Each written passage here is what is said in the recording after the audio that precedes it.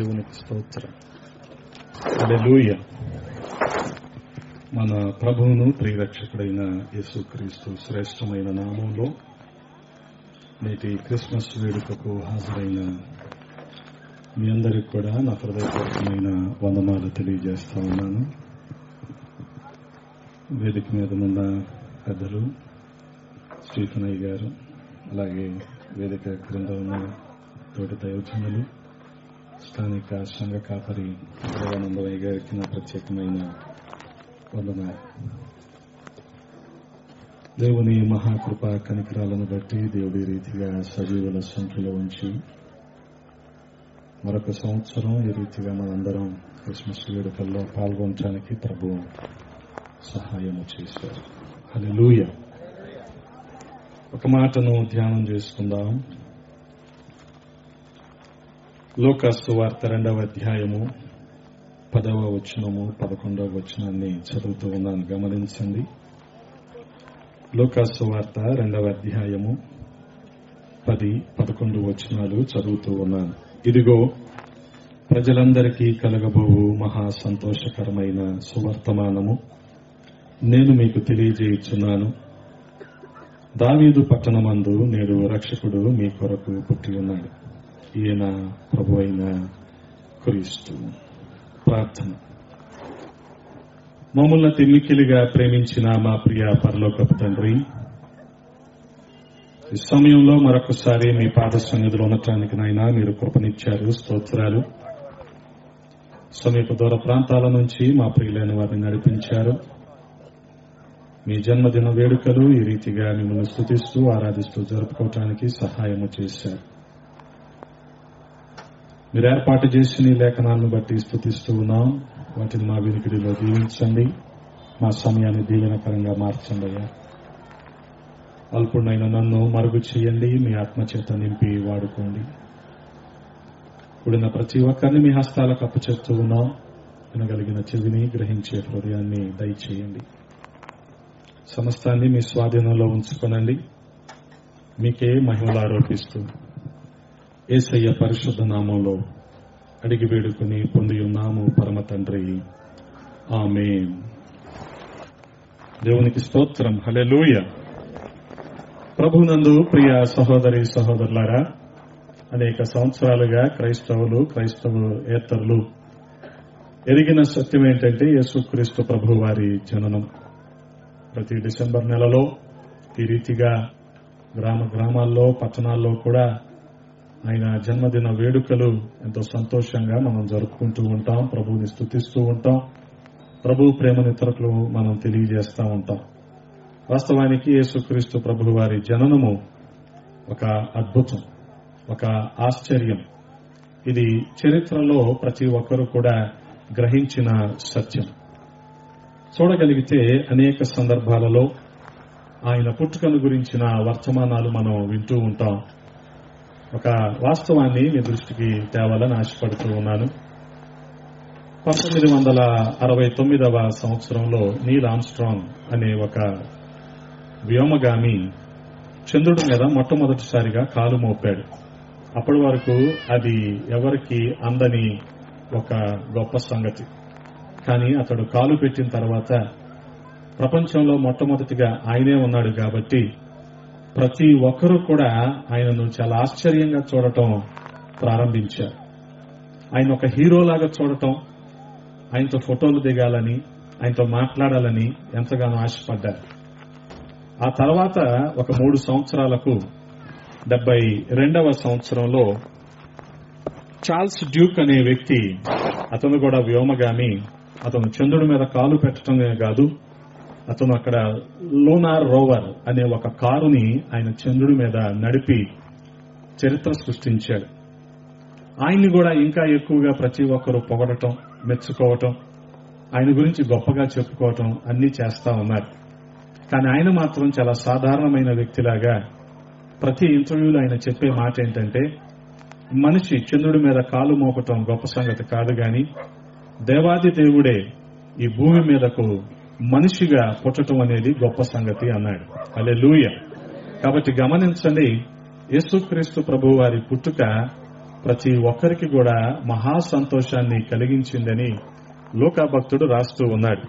అందుకనే మనం చదువుకున్నాం కదా, 2వ అధ్యాయము లూకా సువార్తలో 2వ అధ్యాయము 10వ వచనంలో చదవగలిగితే, ఇదిగో ప్రజలందరికీ కలుగబోవు సంతోషకరమైన సువర్తమానము. హల్లెలూయా. యేసుక్రీస్తు ప్రభువారు తండ్రితో పరలోకంలో ఉండే భాగ్యాన్ని కూడా విడిచిపెట్టుకొని పేద నరుని స్వరూపంగా ఈ భూమి మీద ఆయన జన్మించటమే గొప్ప సంగతి. అదే మనకు సంతోషకరమైన సువర్తమానము. హల్లెలూయా. ఆ రీతిగా చూడగలిగితే ప్రియ సహోదరి సహోదరులారా, యేసుక్రీస్తు ప్రభువారు మానవాళి అన్వేషిస్తున్న అనేక ప్రశ్నలకు గొప్ప జవాబుగా, సమాధానంగా ఆయన పుట్టాడు. మనిషి ప్రతిదీ కూడా అన్వేషించటం ప్రారంభించాడు. పరిస్థితులు, అలాగే తన చుట్టుపక్కల ఉన్న వాతావరణం, అలాగే ఆకాశ మండలంలో ఉన్న నక్షత్రాలు, ప్రతిదీ కూడా అధ్యయనం చేయటం మొదలుపెట్టాడు. క్రమంగా ఏమనుకున్నాడంటే దేవుణ్ణి కూడా అన్వేషించాలనుకున్నాడు. మనమే కాదు కదా, దేవుడు కూడా ఉంటాడు అని తెలుసుకున్నాడు. ఈ రకంగా ప్రతి ఒక్కరూ వారి అభిప్రాయాలకు అనుగుణంగా వింత వింత ఆచారాలు, మతాలు, కులాలు, కట్టుబాట్లు వీటన్నిటినీ అవలంబించటం ప్రారంభించి వాటినే దేవుడు అనుకున్నారు గాని నిజ దేవుణ్ణి గ్రహించలేక చాలా మంది ఆ రీతిగానే ఉండిపోయారు. ఆ రకంగా మనం చూడగలిగితే యేసుక్రీస్తు ప్రభువారు ఆయన మనిషికున్న అనేకమైన ప్రశ్నలు, ఇవన్నీ కూడా ప్రశ్నలే. దేవుడు ఎవరు, అసలు ఎందుకు ఈ విశ్వం సృష్టించబడింది, వీటన్నిటికీ ఆయన జవాబుగా ఈ లోకంలో ఆయన జన్మించాడు. గమనించండి, మనిషి దేవుణ్ణి అన్వేషించటం కాదు గాని, మనిషి దేవుణ్ణి వెతకటం కాదు గాని ఆయనే మనల్ని వెతుక్కుంటూ వచ్చాడు. అందుకనే మనము ఆయన్ని ప్రేమించలేదు గాని మొదట ఆయనే మనల్ని ప్రేమించాడు. కాబట్టే మనము ఆయనను ప్రేమిస్తూ ఉన్నాం. ఆయన ప్రేమ మన జీవితాల్లో ఎలాగ ఉంది అంటే, మన పాపాల నిమిత్తం ఆయన మనకు రావాల్సిన శిక్షను ఆయన భరించి శిలువ మీద మరణించి తన ప్రేమేంటో మనకు చూపించాడు. అందుకనే ఆయన శిలువ మీద తన రక్తమంతా కూడా కార్చాడు. వాస్తవానికి మనిషి లోకంలో పుట్టింది మొదలుకొని మరణించేంత వరకు పడే ప్రయాసంతా కూడా ఏదో ఒకటి పోగేసుకోవాలని కదా. కానీ యేసుక్రీస్తు ప్రభువు వారు పోగేసుకోలేదు, పోగొట్టుకున్నాడు. హల్లెలూయా. ఏం పోగొట్టుకున్నాడు? తన ప్రాణాన్ని పోగొట్టుకున్నాడు. ఆఖరిగా తన కోసం ఒక రక్తపు బొట్టు కూడా ఆయన మిగుల్చుకోలేదు.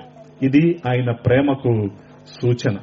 అందుకనే మనిషి అన్వేషిస్తున్న అనేకమైన ప్రశ్నలకు జవాబుగా యేసుక్రీస్తు ప్రభువారు ఈ లోకంలో జన్మించారు. అందుకనే మత్తయి సువార్త 1వ అధ్యాయము 21వ వచనంలో రాయబడి ఉంటుంది కదా, తన ప్రజలను వారి పాపముల నుండి ఆయనే రక్షించును గనుక ఆయనకు యేసు అని పేరు పెట్టుదువు అనెను. గమనించండి, పాపాల నుంచి రక్షించేది యేసుక్రీస్తు ప్రభువారు మాత్రమే. వాస్తవానికి ఇతోధికంగా మనిషి తోటి వ్యక్తికి సాయపడచ్చేమో గాని ఎవరు కూడా ఆ పాపాల నుంచి విడిపించి మనిషికి సమాధానాన్ని ఇచ్చేవారు ఈ లోకంలో లేరు. ఆ రీతిగా ఇచ్చేది యేసుక్రీస్తు ప్రభువారు ఒక్కరే. హల్లెలూయా. అదే రీతిగా మనం చూడగలిగితే యోహాను సువార్తలో, క్షమించండి, యోహాను రాసిన మొదటి పత్రిక 1వ అధ్యాయము 9వ వచనంలో రాయబడి ఉంటుంది, మనము పాపములను ఒప్పుకొని ఎడల ఆయన నమ్మదగిన వాడును నీతిమంతుడును గనుక ఆయన మన పాపములను క్షమించి సమస్త దుర్నీతి నుండి ఆయన మనలను పవిత్రులుగా చేయును. హల్లెలూయా. సమస్త దుర్నీతి నుండి. వాస్తవంగా మనిషి ఈ ప్రశ్నలన్నిటికీ జవాబులు ఎలాగైతే అన్వేషిస్తూ ఉన్నాడో, మనిషి తన జీవితాన్ని సుఖమయంగా మార్చుకోవటం కోసం కదా, సాధారణంగా ఎలా బ్రతుకుతున్నాడో అలా ఉండటానికి మనిషి ఇష్టపడడు. ఒక మెట్టు ఎక్కటానికో ఇంకాస్త సొఫిస్టికేటెడ్ గా, విలాసవంతంగా, సౌకర్యవంతంగా జీవించటానికే మనిషి ఇష్టపడతాడు. అందుకనే గమనించండి, కాలినడకతో నడిచే మనిషి వాహనాలను కనిపెట్టాడు. అంతేనా, త్వరగా గమ్యం చేరుకోవాలని చెప్పి గాల్లో, విమానంలో ఎగరటం కూడా ప్రారంభించాడు. అంటే ప్రతిదీ కూడా ఇంత విలాసవంతంగా, సౌకర్యవంతంగా ఉండటానికి మనిషి ప్రయాసపడ్డాడు. ఇంకా పాకులాడుతూనే ఉన్నాడు. కొన్ని గంటల ప్రయాణాలను నిమిషాల్లోకి కూడా ప్రయాణం చేయొచ్చు అని ఇప్పుడు ప్రయాణ సాధనాలు మనకి చూపిస్తా ఉన్నాయి కదా. వాస్తవంగా విజయవాడ నుంచి న్యూఢిల్లీ వెళ్లాలంటే 24 నుంచి 28 గంటలు ట్రైన్లో కూర్చోవాలి.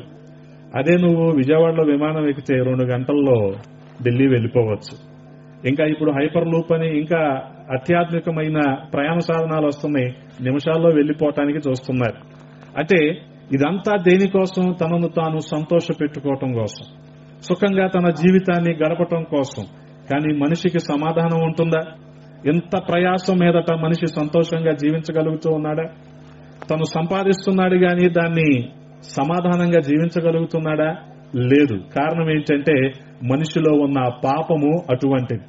అందుకని ఇక్కడ మనం చదవబడిన వాక్యంలో రాయబడి ఉంది కదా, ఆయన మన పాపములను క్షమించి సమస్త దుర్నీతి నుండి మనలను పవిత్రులుగా చేయును. హల్లెలూయా. ఆ ముగ్గురు మీటింగ్ ఆపితే మంచిది. అక్కడ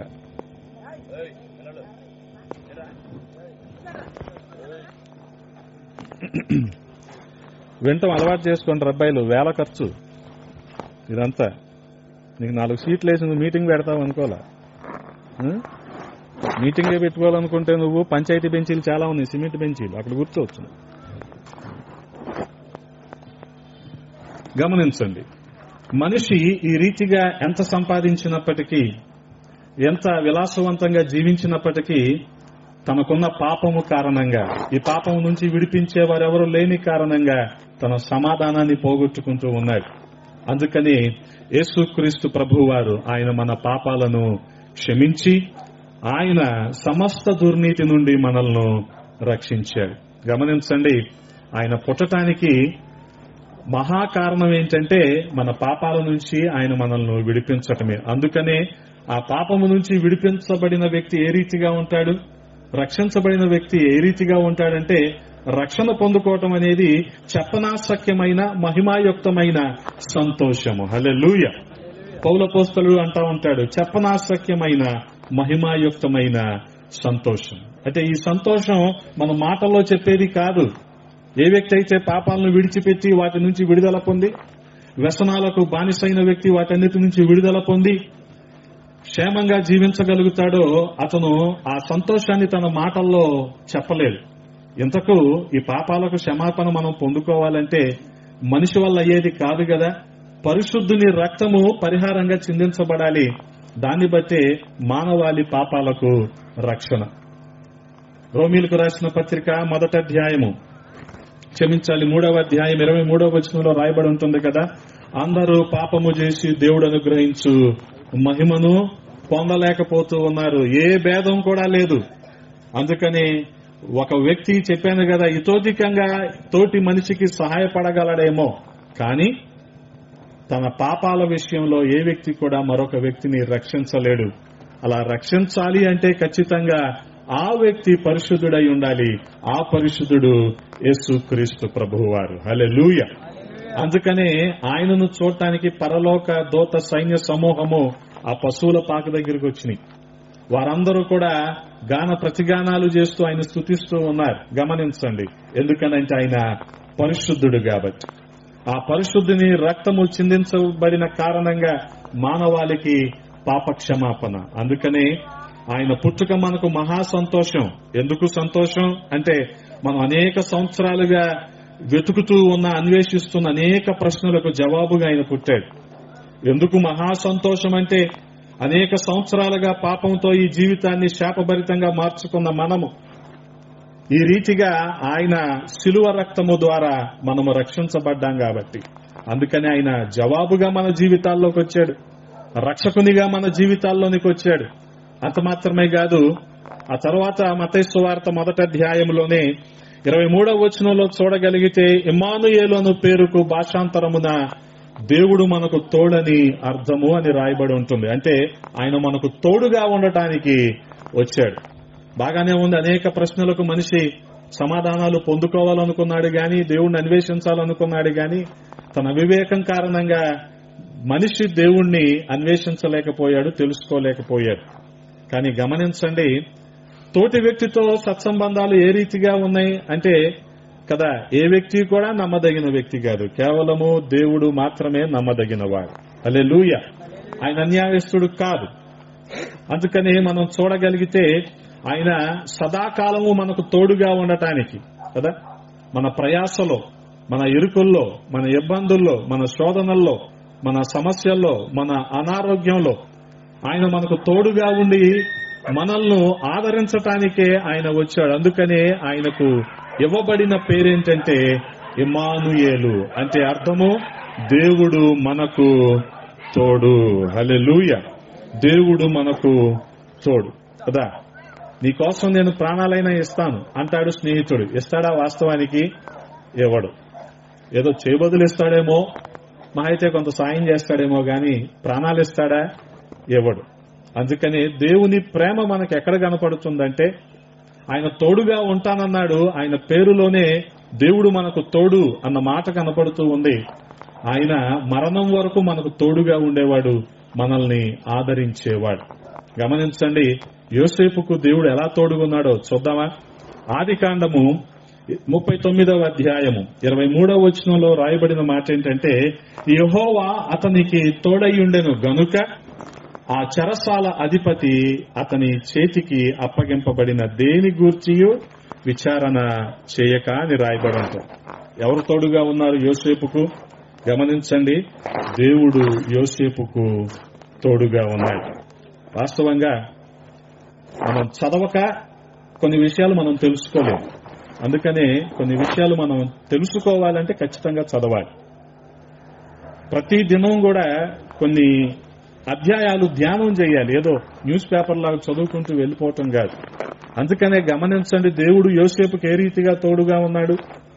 ఏ రీతిగా తోడుగా ఉన్నాడంటే, అన్నదమ్ములు ద్వేషించి అతన్ని ఆఖరికి బానిసత్వానికి అమ్మేసినా సరే డైరెక్ట్ గా ఎక్కడికి వచ్చేశాడంటే ఐగుప్తు రాజ్యంలోకి వచ్చేశాడు. ప్రస్తుతం జైల్లో ఉన్నాడు. ఆ తర్వాత దేవుడిచ్చిన ఆధిక్యతను బట్టి ఐగుప్తు దేశానికే ప్రధానమంత్రి అయిపోయాడు. గమనించండి, ఐగుప్తు దేశానికే ప్రధానమంత్రి అయిపోయాడు. దీని అంతటి వెనుక కారణం ఏంటంటే దేవుడు యోసేపుకు తోడుగా ఉన్నాడు. అందుకే చెప్పాను కదా, మనుషులు నమ్మదగిన వారు కాదు, దేవుడు నమ్మదగినవాడు. అందుకని దేవునిలో మనం నమ్మిక ఉంచాలి కదా. పలానా ఆపదకు పలానా వాళ్ళు వస్తారు, నాకు తోడుగా ఉంటారని మనిషి భావిస్తాడు. కానీ ఒకానొక రోజు తెలుసుకుంటాడు, ఇదంతా కాదు, దేవుడే మనకు తోడు అని. హల్లెలూయా. యోసేపు జీవితాన్ని జాగ్రత్తగా అధ్యయనం చేయండి. అంటే ఒక వ్యక్తిని ఎంత నిర్లక్ష్యం చేస్తే ఆ వ్యక్తి అంత వెలుగులోకి వస్తాడో యోసేపు జీవితాన్ని మనం చూసి తెలుసుకోవచ్చు కదా. యోసేపుకు దేవుడిచ్చాడు దర్శనం. దర్శనాన్ని బట్టి ఆ కళలు భావాలని చెప్తూ ఉన్నాడు. తప్పేముంది అందులో కదా. నాకు దర్శనం రాలేదని దర్శనం వచ్చినోడిని చూసి నేను అసూయ పడితే ఏం ఉపయోగం? గమనించండి, అన్నదమ్ములు చేసిన పని అదే. యోసేపుకు దర్శనాలు వస్తున్నాయి, యోసేపు కళలు వస్తున్నాయి, అంత గొప్పోడా అని చెప్పి అసూయ పడ్డారు. కానీ అసూయ కారణంగా అతన్ని చంపాలని కూడా చూశారు, కానీ చంపకుండా బానిసత్వానికి అమ్మేశారు. ఆ రీతిగా ఐగుప్తు దేశానికి ప్రధానమంత్రి అయ్యాడు యోసేపు. కారణం చెప్పాను కదా, దేవుడు యోసేపుకు తోడుగా ఉన్నాడు. హల్లెలూయా. అదే రీతిగా నిర్గమాకాండం 3వ అధ్యాయం 11వ వచనంలో మనం చూడగలిగితే, ఆయన నిశ్చయముగా నేను నీకు తోడయ్యుందును అంటున్నాడు. గమనించండి, మోషేతో దేవుడు మాట్లాడుతూ ఉన్నాడు. ఇంతకు మునుపు వచనాల్లో మనం చూడగలిగితే ఐగుప్తు బానిసత్వంలో ఇశ్రాయేలీలు ఉండిపోయారు కదా. వాళ్ళు శ్రమ పెడుతూ ఉంటే వీళ్ళు ఇంకా ఏడవటం ప్రారంభించారు. ఆ ఏడుపు దేవుడు చూశాడు, విన్నాడు. దానికి అనుగుణంగా మోషే నాయకత్వంలో వీళ్ళందరినీ ఐగుప్తు నుంచి విడిపించాడు. హల్లెలూయా. మోషే కూడా చాలా భయపడ్డాడు. ఎందుకనంటే అప్పటి ప్రపంచంలో ఐగుప్తు రాజ్యం అనేది చాలా శక్తివంతమైన రాజ్యం. వీరిని ఎలాగ ఎదిరించటం, నాకు సరిపోద్దా శక్తి అంటే, దేవుడు మోషేతో అన్న మాట ఏంటంటే, నేను నీకు తోడుగా ఉంటాను. హల్లెలూయా. అందుకనే యేసుక్రీస్తు ప్రభువు వారు మన జీవితాల్లో ఎలాగున్నాడు? ఇమ్మానుయేలుగా ఉన్నాడు. ఆయన మనకు తోడుగా ఉన్నాడు. పరిస్థితులు తలకిందులైనప్పటికీ ఆయన మనకు తోడుగా ఉన్నాడు. ఆరోగ్యం పాడైపోయినప్పటికీ ఆయన మనకు తోడుగా ఉన్నాడు. విశ్వసించాలి, నమ్మాలి దేవుని వాక్యాన్ని. అద్భుతాలు మన జీవితంలో చూడగలం. హల్లెలూయా. అంత మాత్రమే కాదు, ఒక మాట చెప్పి నేను ముగిస్తాను. లూకాసు సువార్త 19వ అధ్యాయం 10వ వచనాన్ని చూడగలిగితే, లూకాసు సువార్త 19వ అధ్యాయము 10వ వచనం, నశించిన దానిని వెదకి రక్షించుటకు మనుష్య కుమారుడు వచ్చునని అతనితో చెప్పెను. గమనించండి, ఏ వ్యక్తికైనా తన దర్శనము తన గుణాన్ని తెలియజేస్తా ఉంటది. ఇక్కడ యేసుక్రీస్తు ప్రభువు వారు తన పరిచర్య దర్శనాన్ని వివరిస్తూ ఉన్నాడు. మనుష్య కుమారుడు లోకానికి దేనికి వచ్చాడంట? నశించిన దానిని వెదకి రక్షించటానికి వచ్చాడు. అందుకని ఈ పొట్టి జక్కయ్య ఆ మేడి చెట్టు మీద కూర్చున్న విషయాన్ని గనక మనం జాగ్రత్తగా గమనించగలిగితే, వాస్తవానికి అంత గుంపులో ఉన్నప్పుడు ఏ వ్యక్తి అయినా సరే నేలను చూసి నడవటానికి, అసలు చుట్టుపక్కల ఎవరు మీద పడుతున్నారు వీటన్నిటిని గమనించుకోవడానికి చూస్తారు. గాని యేసుక్రీస్తు ప్రభు వారు ఎక్కడో చెట్టు మీద ఉన్న వ్యక్తిని చూడటం, అదే జక్కయ్యను చూడటం, ఆ జక్కయ్యని త్వరగా దిగిరమ్మంటాం, నేను నీ ఇంటికి వస్తున్నాను అంటాం అనేసరికల్లా మిగతా వాళ్ళందరూ కూడా ఆశ్చర్యపోయారు. ఇదేంటి, యేసుక్రీస్తు ప్రభు వారు పరిశుద్ధుడు అంటారు కదా, ఈయనేంటి పాపి అయిన మనిషి ఇంట్లోకి వెళ్తున్నాడు ఏంటి అని చెప్పి చాలా మంది సనుక్కోవటం గొనుక్కోవటం ప్రారంభించారు. వాస్తవానికి యేసుక్రీస్తు ప్రభు వారు పాపాన్ని ఖండిస్తారు, ఆయన పాపిని ప్రేమిస్తాడు. హల్లెలూయా, హల్లెలూయా. మన రివర్స్ గేరు కదా, అందుకని మనం దానికి పూర్తిగా విభిన్నంగా చేస్తూ ఉంటాం. ఆయన పాపాన్ని ఖండించాడు, పాపిని ఆయన క్షమించాడు. గమనించండి, లోకమంతా ఒక విధంగా జక్కయ్యను గుర్తించింది. ఏమంటుంది? ఇతను లంచగొండి, ఇతను దొంగ, ఇతను ఇది అది అని మాట్లాడుతూ ఉంటే, యేసుక్రీస్తు ప్రభువు వారు మాత్రం పూర్తిగా విభిన్నంగా ఒక మాట అన్నారు. ఏంటది? ఇతను కూడా అబ్రహాము కుమారుడే అన్నాడు. హల్లెలూయా. అందుకని ఆయన పరిచర్య దర్శనాన్ని ఆ 10వ వచనంలో చెప్తూ ఉన్నారు. ఏంటది? నశించిన దానిని వెదకి రక్షించటానికే నేను వచ్చానయ్యా కదా. ఆయన వెదికాడు జక్కయ్యని. ఈ రాత్రి కూడా నిన్ను వెదుగుతూ ఉన్నాడు. నువ్వు ఇక్కడికి రాలేకపోయినా ఈ మైక్ ద్వారా వింటున్నా సరే, హలో, నిన్నే వెదుగుతూ ఉన్నాడు దేవుడు. గమనించండి, ఎందుకనంటారు? నశించిన దానిని వెదకి రక్షించేవాడు ఆయన. పాడైన దాన్ని మనిషి బాగు చేయగలడేమో గాని నాశనం అయిపోయిన దాన్ని ఏ వ్యక్తి అయినా బాగు చేయగలడా? కానీ యేసుక్రీస్తు ప్రభువు వారు నశించిన దానిని వెదకి రక్షించటానికే వచ్చారు. ఆయన మనస్సును మనం అర్థం చేసుకుంటామని, అందుకనే తప్పిపోయిన గొర్రెను ఆయన ఏ రీతిగా వెతికాడు? 99 ఉన్నాయిలే, కడుపు నిండిందని కూర్చోలా, తప్పిపోయిన ఒక్కదాని కోసం ఆయన వెళ్లాడు, దాన్ని జాగ్రత్తగా కనుగొన్నాడు, తీసుకుని వచ్చాడు. హల్లెలూయా. అందుకని ప్రియ సహోదరి సహోదరులారా, 2024వ సంవత్సరంలో బహుశా అన్ని ప్రాంతాల్లో ఈ రీతిగా క్రిస్మస్ వేడుకలు బహిరంగంగా జరిగే అవకాశం లేదేమో. మన ప్రాంతానికి దేవుడు అటువంటి ఆధిక్యత ఇచ్చాడు. కాబట్టి దీన్ని సద్వినియోగం చేసుకుందాం, దేవుని మాటలను విందాం. అందుకనే ఇంకా రక్షించబడని వారు ఎవరైనా ఉంటే, నువ్వే పరిస్థితుల్లో ఉన్నా సరే ఆయన క్షమించటానికి సిద్ధ మనసు కలిగిన వాడు. హల్లెలూయా. గమనించండి, నువ్వే పరిస్థితుల్లో ఉన్నా సరే, అందుకని ఆయన అంటున్నాడు కదా, నశించిన దానిని రక్షించటానికే నేను వచ్చాను అని. నువ్వు వ్యభిచారివి కావచ్చు, నువ్వు దొంగవు కావచ్చు, నువ్వు మోసగాడివి కావచ్చు, నువ్వు ఇంకా పాపంలోనే జీవిస్తూ ఉండొచ్చు, మందిరానికి వస్తూ కూడా అబద్ధికుడుగానే ఉంటూ ఉండొచ్చు. కానీ ఒక్క మాట జ్ఞాపకం చేసుకో, నిన్ను ఎల్లవేళలా క్షమించటానికి యేసుక్రీస్తు ప్రభువు వారు సిద్ధంగా ఉన్నారు. హల్లెలూయా. మీరు అనుకోవచ్చు, చితికిపోయామండి, ఆర్థికంగా పడిపోయాము, నష్టపోయాము, మేము ఎలాగా బ్రతికేది, ఇక మాకేమైనా ఆధారం ఉంటుందా, మాకేమైనా ఆశ ఉందా, అసలు మేము ఎలాగా అని మేము అనుకోవచ్చు. కానీ గమనించండి, ఎండిపోయిన వాటిని కూడా ఆయన చిగురింపజేయగలిగిన వాడు. హల్లెలూయా. ఉన్నవి లేనట్టుగా, లేనివి ఉన్నట్టుగా చేయగలిగిన శక్తిమంతుడు ఆయన. అందుకనే మన జీవితంలో ఆయన శక్తిమంతునిగా వచ్చాడు. అందుకని ఆయన సార్వభౌమాధికారంతో మన మధ్యలో ఆయన అద్భుత ఆశ్చర్య కార్యాలు చేస్తూ ఉన్నాడు. గమనించం. అయ్యో మా జీవితం అయిపోయింది, ఇంకేముందిలే ఇలాగే అనుకుంటున్నారా? కాదు, దేవుడు ప్రతి వ్యక్తిని కూడా క్షమించి తన ప్రేమతో ఆదరించి అనేకుల్ని కూడా తన హక్కున చేర్చుకోవడానికి సిద్ధంగా ఉన్నాడు. ఆయన రాబోయే రాకడలో ప్రతి ఒక్కరూ కూడా ఎత్తబడటం కోసమే ఈ ప్రయాస అంతా కూడా. సేవకుల ప్రయాస అంతా దేనికోసం అంటే, దేవుని రాకడలో ప్రతి వ్యక్తి కూడా ఎత్తబడాలని, అటువంటి సిద్ధపాటు కలగాలని ఈ ప్రయాస అంతా కూడా. అందుకనే గమనించండి, మహా సంతోషకరమైన సువర్తమానం ఏంటంటే, యేసుక్రీస్తు ప్రభువారు మనిషి వెతుకుతున్న, అన్వేషిస్తున్న అనేక ప్రశ్నలకు జవాబుగా ఆయన వచ్చాడు.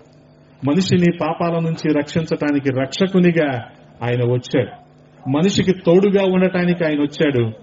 శక్తిమంతుడిగా అద్భుత ఆశ్చర్య కార్యాలు చేయటానికి ఆయన వచ్చాడు. కాబట్టి అటువంటి రక్షకుణ్ణి మనం చేర్చుకుందాం, మన హృదయాలు ఆయనకు సమర్పించుకుందాం, సమాధానంతో జీవిద్దాం, అద్భుత ఆశ్చర్య కార్యాలు మన కుటుంబాల్లో చూద్దాం. తలలు వంచండి, ప్రార్థన చేసుకుందాం. విన్న మాటలను బట్టి ప్రార్థన చేసుకుందాం. ప్రతి ఒక్కరము కూడా ఈ రాత్రికాల సమయంలో, ఈ క్రిస్మస్ వేడుకల్లో ప్రభువు మనందరితో మాట్లాడి ఉన్నాడు. కాబట్టి చిన్న ప్రార్థన చేసుకుందాం. నువ్వే పరిస్థితుల్లో ఉన్నా సరే, నువ్వు ఎటువంటి స్థితిగతులు గుండా నడుస్తూ ఉన్నా సరే, నువ్వు ఎంత దేవునికి దూరస్తుడిగా ఉన్నా సరే, దేవుడు నిన్ను ఈ రాత్రికాల సమయంలో పిలుస్తూ ఉన్నాడు. ప్రియ సహోదరుడా, సహోదరి, దేవునికి నీ హృదయాన్ని ఇచ్చావా? దేవుని యందు విశ్వాసం ఉంచుతున్నావా? ఆయన మోడు బారిన జీవితాన్ని కూడా చిగురింపజేసేవాడు. హల్లెలూయా. మోడు బారిన జీవితాలను చిగురింపజేయగలవో నీవు. మోడు బారిన జీవితాలను చిగురింపచేయగలవో నీవు.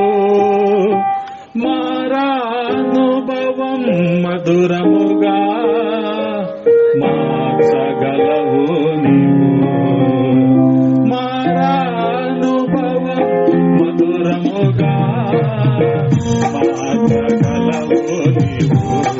మహోన్నతుడా, నీ కృపలో నేను నివసించుతా. నా జీవిత ధన్యతయున్నది. మహోన్నతుడా, నీ కృపలో నేను నివసించుతా. మహోన్నతుడా, నీ కృపలో నేను నివసించుతా. మహోన్నతుడా, నీ కృపలో నేను నివసించుతా. నా జీవిత ధన్యతయున్నది. పరిశుద్ధుడా, ప్రేమ కలిగిన తండ్రి, ఈ రాత్రికాల సమయంలో కొద్ది మాటలు ధ్యానించడానికి కృపనిచ్చారు. స్తోత్రాలు. మీరు ప్రజలందరికీ కలగబోయే సంతోషంగానైనా మా జీవితాల్లోనికి వచ్చారు. సమాధానముగా, జవాబుగా, మా జీవితాల్లో రక్షకునిగా, మాకు తోడుగా, శక్తి కలిగిన గొప్ప కార్యాలు మా జీవితాల్లో చేయడానికి వచ్చారు. మీకు స్తోత్రాలు. ఈ క్రిస్మస్ రోజుల్లో ప్రతి ఒక్కరిలో క్రిస్మస్ ఆనందాన్ని కలిగింపజేయండి. రక్షించబడిన అనేకులు నాయన ఇక్కడ ఉన్నారు, వారికి మీ రక్షణ భాగ్యాన్ని అందించండి. ఈ ప్రాంతంలో పరిచర్య చేస్తున్న దేవానందమయ్య గారిని దీవించండి, దీర్ఘాయును దయచేయండి, వారి ప్రతి అవసరతను తీర్చండి, పరిచర్య విస్తరించబడటానికి సహాయం చేయండి. కూడిన ప్రతి ఒక్కరిని మీ హస్తాలకు అప్పచెప్తూ ఉన్నాం. వీరందరి వ్యాపారాల్లో, వ్యవసాయాల్లో, ఉద్యోగాల్లో మీరు తోడుగా ఉండండి, ఫలింపులోనికి తీసుకొని రండి. ఎవరు ఏ అవసరతల్లో ఉన్నారో నాయన సహాయం చేయండి. వారి విశ్వాసానికి తగిన ఫలాన్ని దయచేయమని బతిమాలుకుంటూ మీకే మహిమలారోపిస్తూ యేసయ్య పరిశుద్ధ నామంలో అడిగి వేడుకుంటున్నాము పరమ తండ్రి. ఆమేన్. మీ అందరికీ వందనాలు. దేవుడు మిమ్మల్ని దీవించునుగాక. ఆమేన్.